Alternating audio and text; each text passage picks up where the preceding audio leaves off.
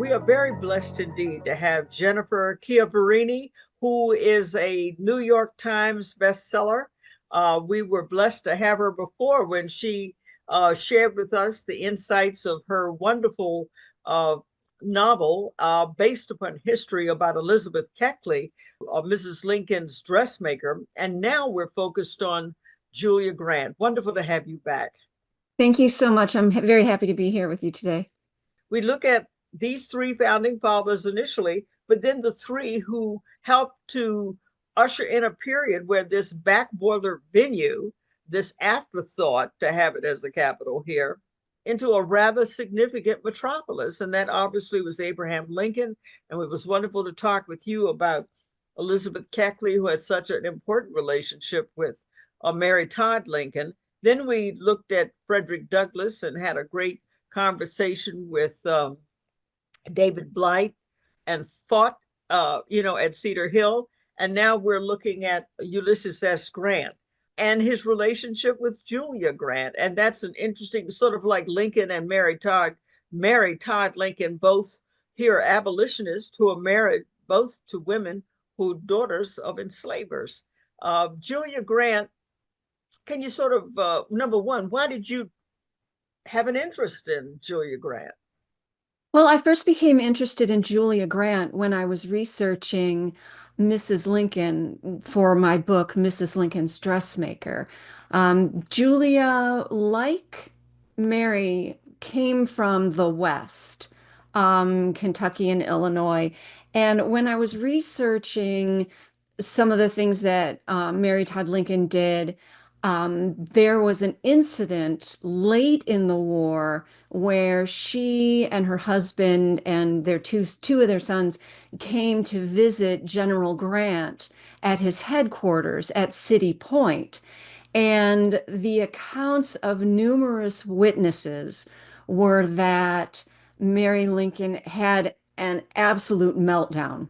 She was already very high-strung and temperamental, but I attribute that to illness and the incredible strain of everything, of being the partner of President Lincoln during this ordeal of the Civil War. And then she also was very jealous of any woman who met with her husband alone. So she was in a terrible state. And Mrs. Grant was staying with her husband at City Point at his headquarters for the Union armies.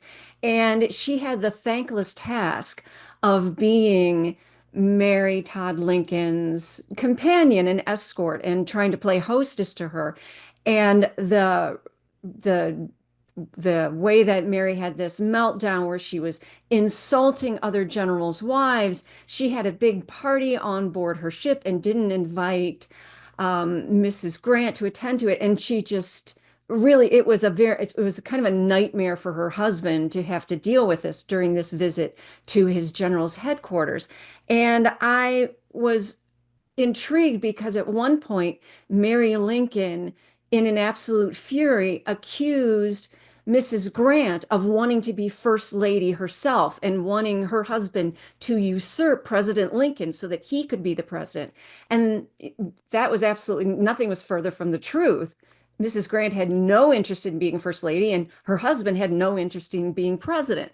So I was intrigued at how she handled dealing with the difficult Mary Todd Lincoln in a different way than Elizabeth Keckley did. So Elizabeth Keckley, she was able to just deal with her from a more compassionate standpoint, knowing that some of the ordeals that Mary had been through.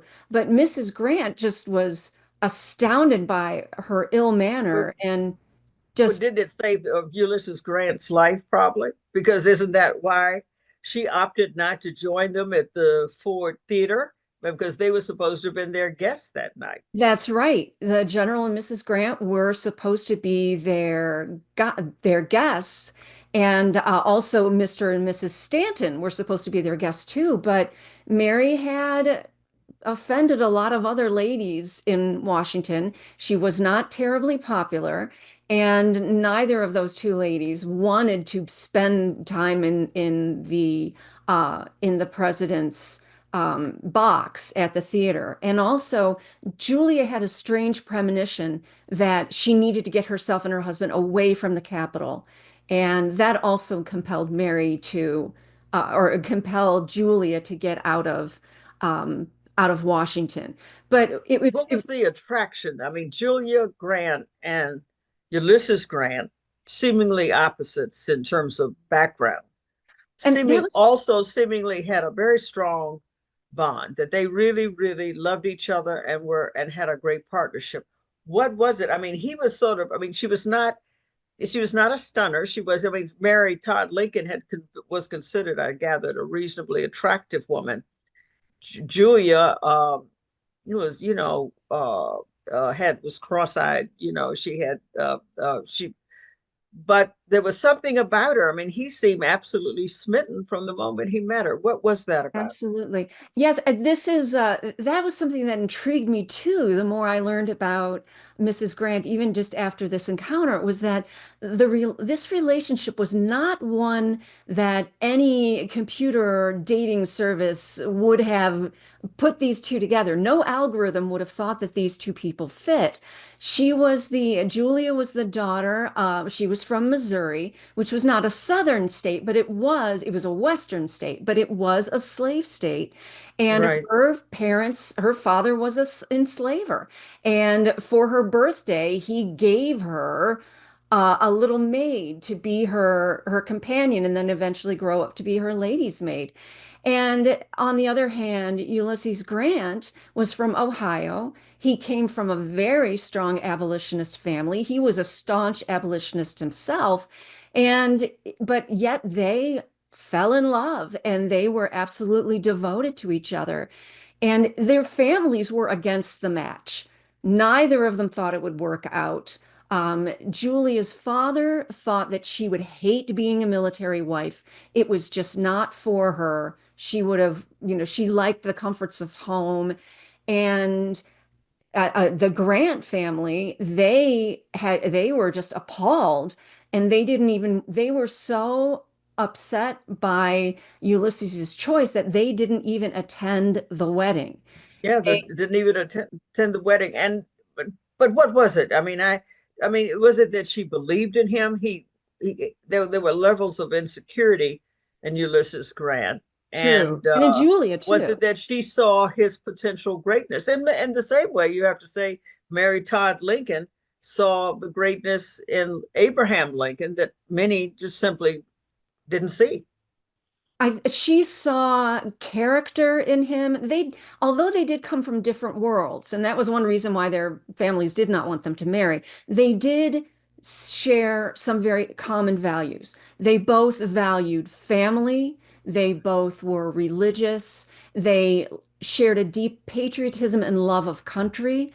So there were things that brought them together, and their love of family, I think, was something that appeal to them when they saw that in the other. And then there was just this lifelong attraction and love for each other. Julia Grant really did view her life with everything that she went through, from being the general's wife to being first lady to being a widow in her later years. She really saw her life as a love story. And I do get the impression also that was that she affirmed him. Uh because again, I mean, he was basically even a loser after he graduated from West Point. I mean, he had so many issues. I know that the alcoholism is always played up, but I don't think that was the biggest issue. But what's your take on that? Well, that's very, and this is something I ran into while writing about Mary Todd Lincoln. The accounts written by a person's adversaries are not usually objective and clear. It seemed to me that, some people said he was never an alcoholic. He didn't have any problem with alcohol. These were stories that were written by people who had access to grind. Either they were his rivals in the military, or he had to discipline them or reassign them, and they resented that. He did suffer from migraines. And as someone, and I have them myself, so I understand how, they can absolutely, prevent you from doing ordinary activities. So I tend to, this is something that is controversial about whether he was simply an extremely high functioning alcoholic or if he was a migraine sufferer with enemies who wanted to make him look bad.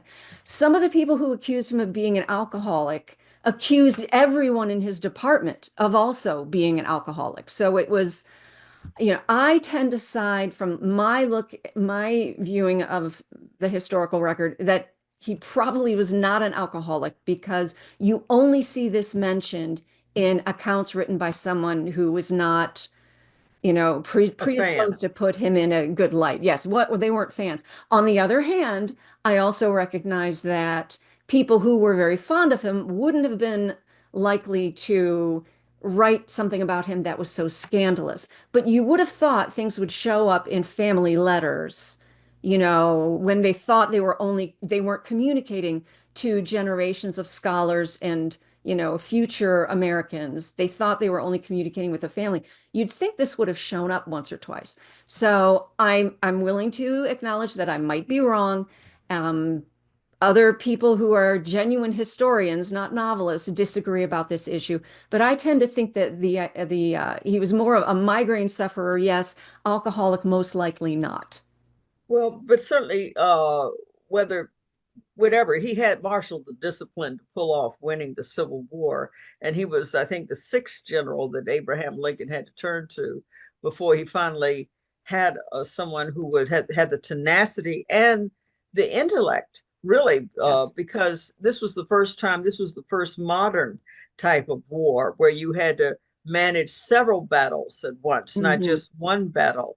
And so he did that with, extraordinary skill.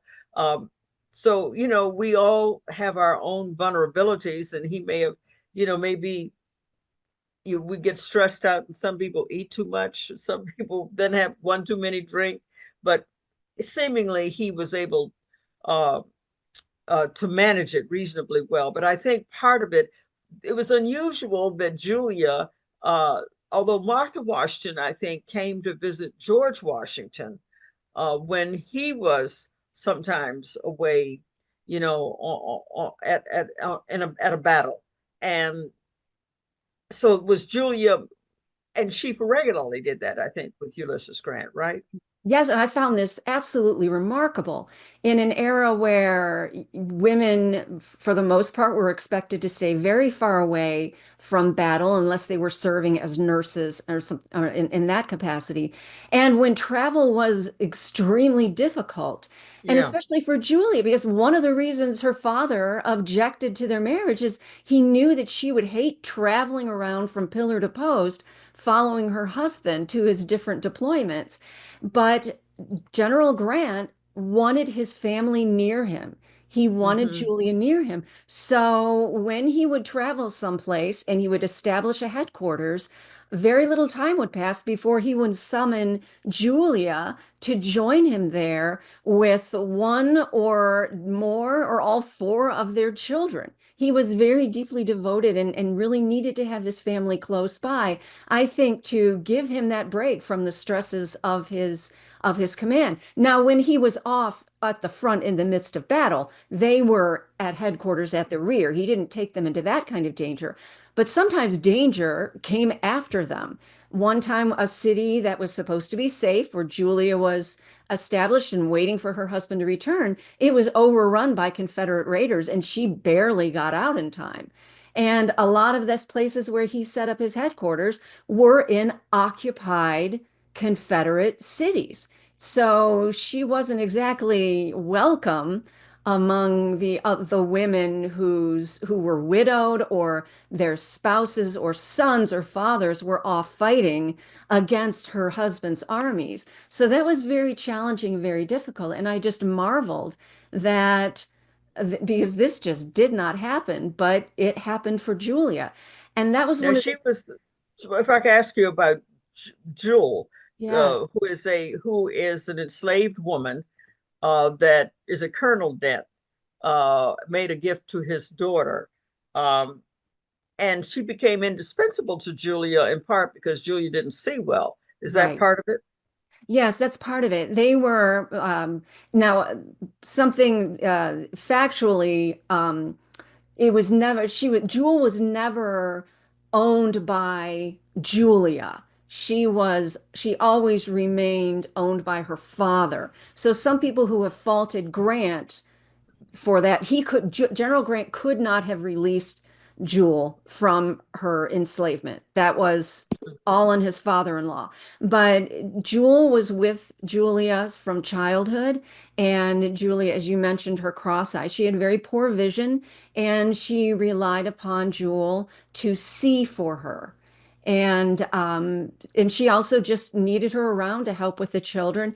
And that was one of the things that really compelled me to write this book, because when I read that Julia would travel to follow her husband to his headquarters throughout the South, and she brought along her favorite slave, I was Mhm. just astonished by this, to just the imagining. Union General. Yes, and he is fighting a war that will end slavery if they are successful, if they are victorious. It will end slavery. And yet, the general's wife is accompanied by her favorite slave. And I thought, how did they reconcile this? How did this work? And what was it like for that woman to have been there, enslaved, property in the eyes of the law? While her mistress's husband is fighting to end slavery. And I knew I needed to explore this topic more and learn more about these women's lives, just to try to come up with some kind of answer to that question. And but you know, the impression I get is that Julia didn't necessarily have the same respect for her, let's say, that Mary Todd Lincoln had for Elizabeth Keckley. Keckley, of Right. course, was her own woman. She was, she was not an enslaved woman, but still, what was Julia's attitude towards her? Well, sadly, Julia grew up where slaveholding was the norm. Enslavement Yeah. was the norm. And I marvel at how anyone, even if we say, oh, they were people of their time, it was normal for them. I marvel at the kind of mental gymnastics a person would have to go through to be able to justify this idea. And I can't write Julia off as a product of her time and of her upbringing, because there were plenty of other people who were raised in Southern households, or even who viewed slavery from afar, and they recognized that owning another human being is just this obvious and inherent moral wrong. And everyone always described Julie as being so well liked and so beloved.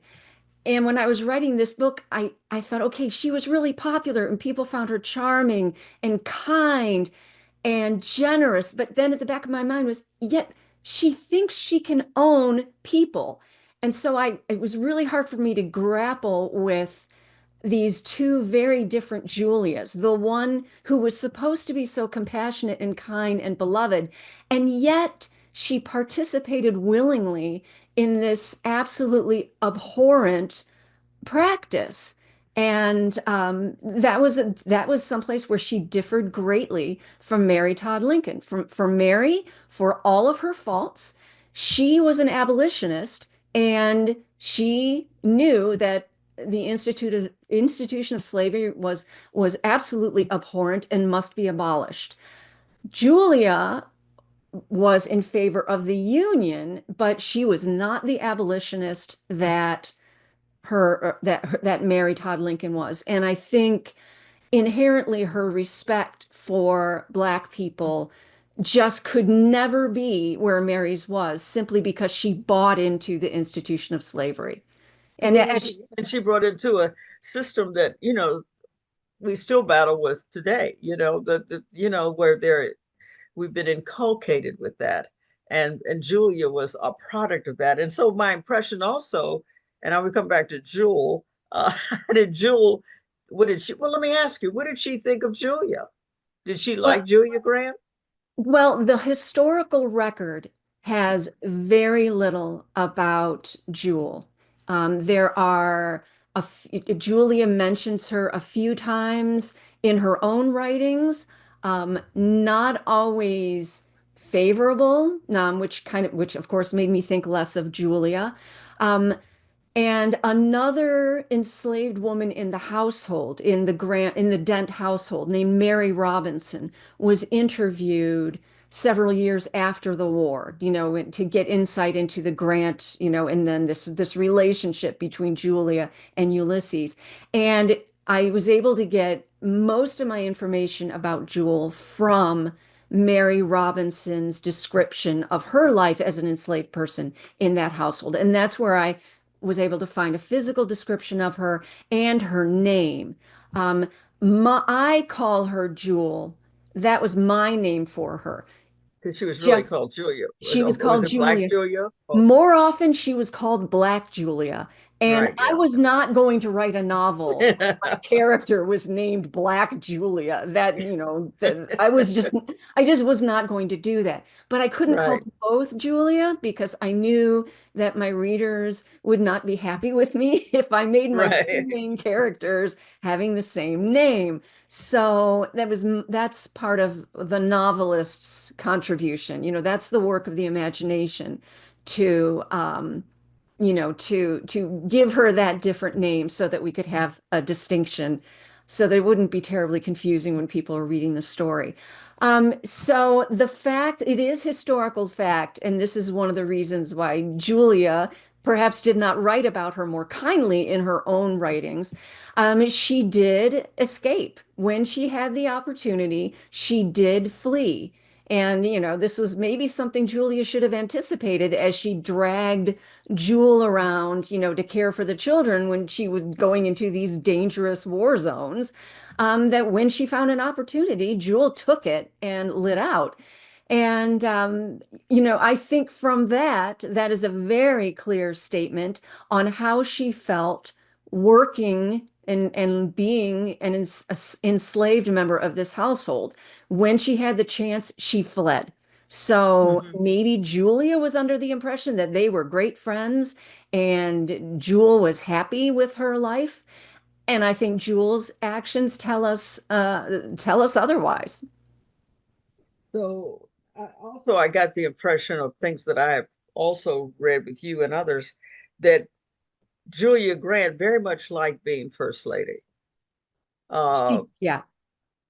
I mean, so so Grant's impact on Washington, D.C. probably is much more attributed to his role as president than it would have been as his role as the head of the Union Army, although he played a big role in enlisting African American men in the Union Army, which Mhm. was played a has a reverberating impact on the city and the country. But Julia Grant seemingly enjoyed that role, as best you can discern as First Lady. Yes, I would say so. And that's really interesting too, because she didn't think she wanted it. And Right, Grant was never someone who sought the presidency. His perspective was, if my nation needs me to serve, I will serve my country in this role. I mean, the historical record says that when he came to tell Julia that he was elected, he said, "Well, unfortunately, I'm the president," or words to that effect. And right. Julia didn't think she would want this role, but she took to it very well. And in part, that also gave them an easier time of a coexistence. I mean, she didn't have to go to battlegrounds. They actually had a steady home. Um, and of course, Yes. his big role is in terms of the impact on Washington, the growth of with the Reconstruction. That also means just like prosecuting the Civil War, you got to have more of a federal presence. If you're going Hmm. to have Reconstruction, you have to have more of a federal presence. And his role in fighting the Ku Klux Klan, all of that had its impact. I know that she was considered um, very pleasant, very warm, and engaging. Of course, you'd had Mary Todd Lincoln. It was very temperamental, et cetera, et cetera. But is did she have a defining role, you think, as First Lady? Well, I think that unlike Mary, who really wanted to be Mrs. President, as Right, she yeah. liked to call herself, and she really wanted to be contributing to the discussion. She wanted to be involved in advising her husband, or at least being a sounding board, as she had been before they came to Washington. I think Julia was more interested in her role as in more traditional Right. first lady roles and of being the hostess and in fostering connections and bringing people together in conversations. And there was, I think also that she deferred more to her husband when he denied her those opportunities. There was one position in the one occasion in the war where there was an opportunity, or someone had the idea that maybe we can have some kind of peace discussion by bringing together Julia and the wife of one of the Confederate generals because they had been close friends, and I believe they might have even been cousins.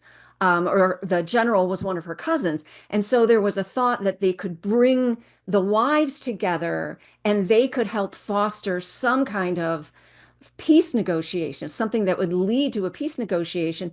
And General Grant said, "No, I appreciate that you want to help, but the war was begun by men and it will be men who ended it." And Julia was crushed that this opportunity to be a part of this political system, and of course, especially bringing an end to a war, that he denied her. But she accepted it. She was disappointed, but she acquiesced. So her role was very different from what Mary saw, from the role that Mary wanted. However, one of the things that both women had in common is that they both were criticized for having an undue influence on their husbands, rightly or wrongly. One place where I think Julia did have a positive impact on her husband, and he did listen to her and take her advice, was about his notorious Order 11, in which he basically expelled all Jewish people from Oh, right. this Yeah, that's right. particular area. I mean, that was appalling. And he did it primarily because he was angry with two particular Jewish people and his father, because his father was such an opportunist. Mr. Yeah. Grant really just wanted to get every single thing he could out of his son's position. And he came down with two men who happened to be Jewish, and they were trying to see about getting some cotton contracts to be able to get the Southern cotton up to northern factories and all of that. And of course, Mr. Grant wanted to make a profit. And out of anger at his father's profiteering, General Grant issued this order number 11, expelling all Jews from the area. So Jewish families were going to have to leave. And then soldiers in his own army were like, well, what do I do? Do I follow Order 11 or the oath I took to the army? And so one of his adjutants brought the issue to to Julia. And Julia thought it was appalling. And so she approached her husband and told him, "This is a terrible idea." And she said, "I find it obnoxious." And he was really surprised that his wife was criticizing what he was doing. But eventually, and when he saw the terrible effect that it was having, he did rescind that order number 11.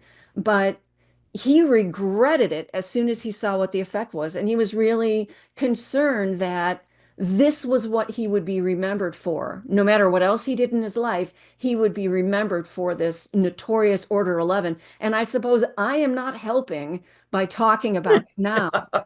But Well, out of a he man did who, try to make amends. I mean, it was, you yes, could say a little day late, dollar short, but on balance, he seemed to have been for the times, yes, for the a time. decent man. Yes, I and mean, they were victims, and I mean, nothing that it doesn't excuse them in my eyes, with being anti-Semitic or enslaving people. Not that he did, but they did have I'm certain most of the White House staff were Black people. I'm Oh, certain I'm they were. certain. Yes, I'm certain they are. And that's true. I mean, yes, they what they accepted as normal is very different from what we should tolerate and what we should support. But I to his credit, when Grant saw the harm that his policy was doing and all of the unintended consequences, like he didn't mean for his own soldiers, he didn't mean that families with, with children and livelihoods would have to move. That's not what he meant. That's what the order said. But to his credit, when he realized that it was a mistake and it was poorly done, he rescinded it and he regretted it. So, to his credit, he didn't double down on a terrible act. It's unfortunate that he made it in the first place. When it was pointed out to him and when he recognized the mistake, he made amends. So I will give him all due credit for that. Now you've written about 30 some 33 novels, so thereabouts. Something like that. See, there's some that are already published, and then there are some that are coming out soon, and others that are still just on my computer. So my count might be different, but it's more than 30 for sure. Okay. And so it was your how you became fascinated with Julia and having this enslaved woman as the wife of the Union general that got you to do this deep dive. Were you happy you did this deep dive? Was she an interesting? Are you happy you got to know Julia Grant better? I really am. I always when I was first starting out as a writer many years ago, the advice I was given was write what you know. But now I like to write what I am curious about, write what I want to learn more about. And I was just so fascinated by the question of, what was it like for Julia to be doing all this traveling in this wartime when women were typically expected to stay at home out of harm's way, raising the family and maintaining the household. And how did this marriage work between these opposites? Right. And then, of course, this idea of what was it like for this woman, this enslaved woman, to experience the same things that Julia saw, but from a very, very different perspective. And I wanted to have a better understanding of these particular women and, of course, General Grant too. And then I was hoping that I would discover a better understanding of other people of the era as well through these particular characters. And I'm really glad I wrote the story and learned more about it, and then was able to share what I learned with other readers. Well, we're certainly very appreciative of it. I've come to recognize that, Ulysses Grant and then therefore Julia Grant uh, deserve more, I think, recognition in the annals of of this narrative called the American Experience. They they really played. He certainly played an important role in this country, more important than I think we appreciate. And then, of course, when he was gone, that was the beginning of Jim Crow. I mean, it was Mhm. an awful time in America. He really was the one person who staved off that moment. Um, and and it's nice that you have given us a better insight into Julia Grant, and all of the contradictions of who she was, um, uh, played out through Jule, as you call her, played out through Jule. Well, thank you so very much for contributing again and enriching us on a very important time in American history. It was such a turning point in American history and had a profound impact on our nation's capital. Um, and so thank you so much, Jennifer Thank you Chiaverini. so much. I stumbled over it once before in the last interview. I wasn't going to stumble again. You got a great name and I love it. Thank you. And thank you so much. It was wonderful to chat with you again. Well, it's my pleasure. Thank you.